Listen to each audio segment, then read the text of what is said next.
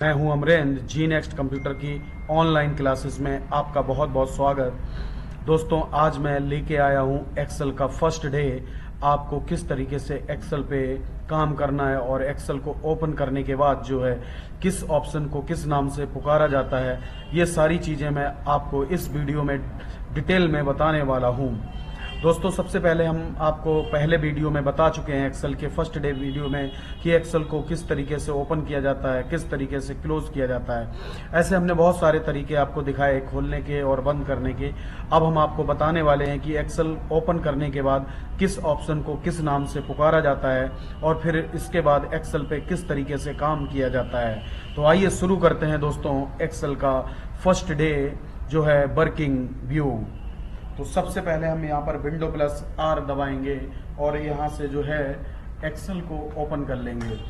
Excel को open करने के बाद जो है हम यहाँ पर सबसे पहले देखेंगे ये जो एक्सेल की स्क्रीन आती है, इस पूरी स्क्रीन का नाम है वर्कबुक। और इस वर्कबुक में जो है एक्सेल हमको बाय डिफॉल्ट 3 सीटें प्रोवाइड कराता है। ये जो दिया गया सीट 1, सीट 2, सीट 3, तो इस तरीके से एक्सेल की 3 सीटें प्रोवाइड होती हैं। दोस्तों, आपने एक्सेल में देखा 3 सीटें होती हैं। इसी तरीके से ट्रिपल सी में जो आजकल यूज किया जा रहा है लिब्रे ऑफिस, उस लिब्रे ऑफिस में देखेंगे तो आप वहां पर ओनली 1 सीट पाएंगे। इस तरीके से एक्सेल में जो है 3 सीटें पाते हैं, तो सीट 1, सीट 2, सीट 3। इसके बाद अब हम जानते हैं कि एक्सेल में जो है सबसे पहले जो स्क्रीन आती है, उस स्क्रीन में सबसे पहले ऊपर जो दिखता है उस पट्टी का नाम जो है टाइटल बार कहलाता है। यहाँ पर सबसे ऊपर जो पट्टी दी गई है, इस पट्टी का नाम टाइटल बार है। उसके बाद ये जो 3 बटन यहाँ पे दिए गए हैं, इन 3 बटनों में सबसे पहले देखोगे तो ये जो 3 बटन हैं इनको कंट्रोल बटन कहते हैं। और कंट्रोल बटन में पहले बटन का नाम मिनिमाइज, यहाँ से प्रोग्राम मिनिमाइज हो जाता है, छोटे से छोटा होके टास्क बार पे आ जाता है। उसके बाद दूसरा बटन जो दिया गया है, इसे हम यहाँ से मैक्सिमाइज और रीस्टोर डाउन दोनों कर सकते हैं। अभी ये रीस्टोर डाउन मोड पे है, तो यहाँ से ये मैक्सिमाइज हो जाएगा और फिर यहाँ से रीस्टोर डाउन हो जाएगा। बगल में ये दिया गया है क्लोज, तो यहाँ से ये क्लोज हो जाएगा। उसके बाद हम दोबारा से विंडो प्लस आर दबाएंगे, फिर एक्सेल यहाँ से ओपन कर लेंगे। तो इस तरीके से इनको जो है यहाँ से इस नाम से पुकारा जाता है और इसी को जो है हम यहाँ से इस नाम से बोलते हैं। इसके बाद अब हम आपको बताने वाले हैं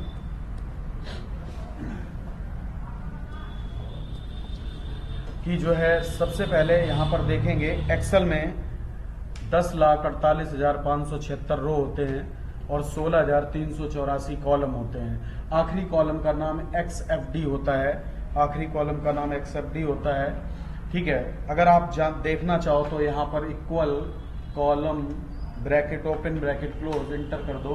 ठीक है, equal column bracket open bracket close कर दो और यहाँ से इंटर देखो तो 16,384 कॉलम होते हैं और 10,48,576 रो होते हैं। अगर आप यहाँ से देखना चाहें तो 10,48,576 रो होते हैं। तो दोस्तों, इस तरीके से जो है हमने ये जाना कि एक्सेल की एक वर्कशीट में 10,48,576 रो होते हैं, 16,384 कॉलम होते हैं। और ऐसे ही वर्कशीट जो है हम पूरी एक्सेल की बुक में जो है 255 सीट इंसर्ट करवा सकते हैं। ठीक है, अभी हमने यहाँ देखा एक्सेल हमको बाय डिफॉल्ट 3 सीटें देता है। आवश्यकता पड़ने पर हम ये जो स्टार बटन दिया गया है यहाँ पे क्लिक करेंगे तो ऐसे सीट बढ़ा सकते हैं। तो ऐसे सीट में भी जो इतने सीट बढ़ाएंगे, हर सीट में 10,48,576 रो और 16,384 कॉलम होंगे।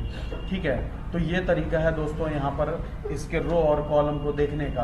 अब इस सीट पे घूमने के लिए जो है हमें क्या करना होगा, कंट्रोल के साथ जो है लेफ्ट एरो दबाएंगे तो फर्स्ट कॉलम पे आ जाएंगे। ठीक है, और कंट्रोल के साथ डाउन एरो दबाएंगे तो लास्ट रो पे चले जाएंगे। ठीक है, उसके बाद कंट्रोल के साथ अप एरो कर देंगे तो फिर से फर्स्ट कॉलम पे आ जाएंगे। लेफ्ट में कर दें, राइट में कर देंगे तो हम लास्ट कॉलम पे चले जाएंगे जिसका नाम XFD है। तो इस तरीके से हम यहाँ पर पूरी सीट में लेफ्ट राइट अप एरो से पूरी सीट में हम कंट्रोल के साथ अप डाउन करके मूव कर सकते हैं। तो इस तरीके से अगर हमें सीट में घूमना हो तो हम यहाँ से पूरी सीट में इस तरीके से काम कर सकते हैं। उसके बाद यहाँ पे जो दिया गया है ये इनको बोलते हैं फाइल मेनू। ये जो दिया गया है इसका नाम फाइल मेनू है। और ये जो दिया गया है ये home tab, insert tab, view tab, वो page layout tab, formula tab, data tab, view tab, review tab और व्यू टैब। इस तरीके से इतने सारे ये टैब दिए गए हैं और जिस टैब पे क्लिक करोगे तो क्लिक करेंगे तो उस टैब पे देखेंगे तो उस टैब का ये रिबन खुल के आ जाएगा और इस रिबन में बहुत सारे आपको ऑप्शंस दिखेंगे। जैसे मैं अभी होम टैब पे क्लिक करता हूँ तो ये होम टैब का रिबन आ जाएगा और इंसर्ट पे करता हूँ तो ये इंसर्ट का रिबन आ जाएगा। पेज लेआउट पे करता हूँ तो ये पेज लेआउट का रिबन आ जाएगा। फार्मूले पे क्लिक करता हूँ तो ये फार्मूले का रिबन आ जाएगा। डाटा पे रिबन करूँगा तो ये डाटा का रिबन आ जाएगा क्लिक करूँगा तो। ऐसे दोस्तों यहाँ पे हर टैब के अंदर ये रिबन दिया रहता है और रिबन में बहुत सारे ऑप्शंस रहते हैं, तो आप जिस पे क्लिक करेंगे वही वाला ऑप्शन यहाँ पे आ जाएगा। इसके बाद आप देखेंगे सबसे इसके रिबन के नीचे जो दिया गया है वो मेरा क्विक एक्सेस टूल बार कहलाता है। क्विक एक्सेस टूल बार के जस्ट नीचे यहाँ पे जहाँ पे मैंने कर्सर रखा हुआ है ये देखिए वहाँ पे नाम लिख के आ रहा है, इसका नाम नेम बॉक्स है। उसके बाद यहाँ पे जो दिया गया ये फार्मूला बार है, यहाँ पर हम जो भी एक्सेल पे काम करते हैं वो वहाँ पे शो करता है। जैसे मैं अभी एक्सेल पे अपने चैनल का नाम लिखता हूँ जी नेक्स्ट कंप्यूटर, तो देखिए हमारे फार्मूला बार में जो है वहाँ पे नाम उसका लिख के आता है। तो आप इस तरीके से आप देखोगे तो हमने यहाँ पे जो है इससे अपना चैनल का नाम जो है यहाँ से बड़ा कर दिया, तो इस तरीके से यहाँ पे चैनल का नाम लिख के आ रहा है। तो ये हमारा जो है हम इसको सेलेक्ट करेंगे तो फार्मूला बार हमारे द्वारा लिखे गए फार्मूले या टेक्स्ट को शो करेगा फार्मूला बार में। और ये जो ABCD में अल्फ़ाबेट में दिया गया है उसका नाम है कॉलम, और जो ये यहाँ पर 1 2 3 यानी कि नंबर में दिया गया है और इसका नाम है रो। और बीच में जो ये बॉक्स दिए गए इन बॉक्सों को हम यहाँ से सेल बोलते हैं। और हम जो भी यहाँ पर काम करेंगे उसे हम डाटा कहेंगे, इसमें जो भी लिखेंगे उसे हम डाटा कहेंगे और डाटा को हम टेबल के रूप में यहाँ पर डिफाइन करेंगे। तो ऐसे यहाँ पर जो है काम करने के लिए हमें सेल में जाना रहता है और सेल में जाने के बाद अगर आप जानना चाहोगे तो यहाँ पर फर्स्ट सेल जो है वो A1 है और फर्स्ट कॉलम जो है वो A है और फर्स्ट रो जो है वो 1 है। तो इस तरीके से एक्सेल में आपको ये पता रहना चाहिए कि किसको किस नाम से पुकारा जाता है, किसको फर्स्ट कॉलम कहते हैं और किसको फर्स्ट रो कहते हैं। आपको अभी बताया जो A है वो फर्स्ट कॉलम है और जो 1 है वो हमारा फर्स्ट रो है और जो A1 हुआ वो हमारा फर्स्ट सेल है। और ऐसे अगर हम इस पूरी सेल सीट में सेलों की जानकारी करें तो हम 10,48,576 और 16,384 को मल्टीप्लाई कर दें तो जितना भी आएगा वो हमारे सारे सेल कहलाएंगे। तो ऐसे हम यहाँ पर एक्सेल पे जान सकते हैं कि कितने रो होते हैं और कितने कॉलम होते हैं। तो अभी हमने सिर्फ इतना जाना कि एक्सेल की पूरी वर्कबुक जो खुलती है वो बाय डिफ़ॉल्ट हमें 3 सीटें देती है और 3 सीटों में पहली सीट जो होती है ये ऐसे ही सारी सीटों में समान, एक सीट में 10,48,576 रो होते हैं और 16,384 कॉलम होते हैं, ठीक है। और 10,48,576 को अगर हम मल्टीप्लाई कर दें तो उतने सारे हमारे एक सीट में सेल बन जाएंगे, ठीक है। और एक सीट में जो है बहुत सारे हमारे वर्क स्पेस फाइल होते हैं, वर्क स्पेस होते हैं। वर्क स्पेस मतलब बोले तो पेज लेआउट, यानी कि A4 साइज का एक पेज जो है वो बहुत सारा 10,48,576 रो और 16,384 कॉलम में बनेगा। तो ऐसे दोस्तों आपको इस चीज़ की जानकारी रहनी चाहिए। अगर हम यहाँ से सीट बढ़ाने की बात करें तो इसका शॉर्टकट भी आपको पता होना चाहिए। शिफ्ट F11 दबाओगे तो यहाँ से देखिए ये सीट यहाँ से बढ़ते जाएंगे। तो हमने इस तरीके से बताया कि जो है किस तरीके से किस नाम, और इधर जो है आप देखोगे यहाँ पर ये स्क्रॉल बार दिया गया है, इसका नाम है स्क्रॉल बार और ये हॉरिजॉन्टल स्क्रॉल बार है। इधर जो दिया गया है ये वर्टिकल स्क्रॉल बार है, इससे पेपर को अप डाउन किया जाता है और इसको पेपर यहाँ से लेफ्ट राइट किया जाता है। उसके बाद इधर जो देखोगे ये जूमिंग साइज यहाँ पे है। मिनिमम जूम एक्सेल में जो है 10% होता है और मैक्सिमम जूम जो है 400% होता है। तो हम यहाँ से ये जान सकते हैं कि कितना जूम यहाँ से होता है और कितना जूम आउट होता है।